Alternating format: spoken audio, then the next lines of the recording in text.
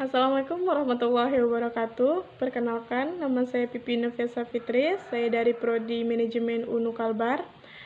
Baiklah, alasan saya membuat video ini adalah untuk menjawab pertanyaan tugas UTS yang diberikan oleh mata kuliah Islam Nusantara, di mana tugas tersebut terdiri dari 3 pertanyaan. Yang pertama adalah, apa yang Anda ketahui tentang Islam Nusantara? Islam Nusantara merupakan model pemikiran, pemahaman, pengalaman, ajaran-ajaran Islam yang dikemas melalui pertimbangan budaya atau tradisi yang berkembang di wilayah Asia Tenggara. Tetapi kajian ini dibatasi pada Indonesia saja, sehingga mencerminkan identitas Islam yang bernuansa metodologis. Identitas ini ketika disosialisasikan di kalangan umat Islam, khususnya para pemikirnya, direspon dengan tanggapan yang kontroversial. Ada yang menolak identitas Islam Nusantara itu karena Islam itu hanya satu, yaitu Islam yang diajarkan oleh Nabi. Sebaliknya, banyak juga pemikir yang menerima Islam Nusantara. Bagi mereka, Islam yang hanya satu itu benar secara substantif, tetapi ekspresinya beragam sekali, termasuk Islam Nusantara. Islam itu ditampilkan, dipikirkan, dipahami, dan diamalkan melalui pendekatan kultural.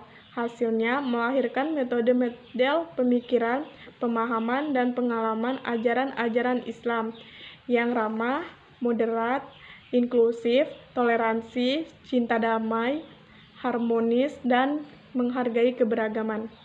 Keberagaman Islam Nusantara yang demikian terjadi lantaran perjumpaan antara budaya dan tradisi lokal, khususnya Jawa, yang disebut dengan alkulturasi budaya. Islam Indonesia patut menjadi contoh cara berislam yang demikian. Model Islam yang serba menyejukkan ini perlu dipublikasikan secara internasional dan diharapkan mampu menguburkan persepsi dunia bahwa Islam itu penuh dengan kekerasan. Dan yang kedua adalah, bagaimana menurut Anda tentang tradisi keislaman yang ada di sekitar Anda? Keislaman yang ada di sekitar tempat saya tinggal menganut tradisi keislaman yang klasik dan masih memegang erat prinsip petuah dan nasihat sang kiai, dan di mana pengaruh tokoh agama sangat penting adanya dalam menentukan setiap keputusan yang akan diambil, baik dalam skala kecil maupun sebaliknya. Pendidikan yang kami anut masih erat kaitannya dengan keagamaan Islam, dalam artian masyarakat kami masih mengutamakan dan mendahulukan pendidikan agama Islam dibandingkan dengan pendidikan formal, sehingga minat orang tua untuk menyekolahkan anaknya ke pesantren masih terbilang tinggi, bahkan menjadi suatu kebanggaan tersendiri bila mana orang tua mampu menyekolahkan anaknya di pesantren.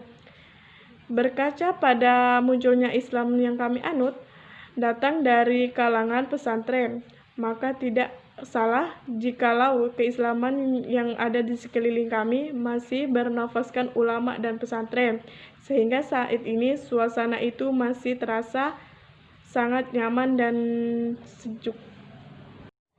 Dan pertanyaan ketiga adalah, bagaimana menurut Anda terhadap orang yang suka membid'ahkan tradisi seperti robok-robok, maulid Nabi, dan tahlilan? Permasalahan ini kerap kali terjadi di kalangan masyarakat majemuk dan perkotaan, di mana berbagai aliran Islam sangat beraneka ragam dengan segala yang sudut pandang yang mereka miliki. Permasalahan khilafiyah seperti ini tidak seharusnya diperdebatkan dan dijadikan alat pemecah ukhuwah Islamiyah yang lama terjalin, di mana para ulama terdahulu tidak pernah meributkan khilafiyah semacam ini.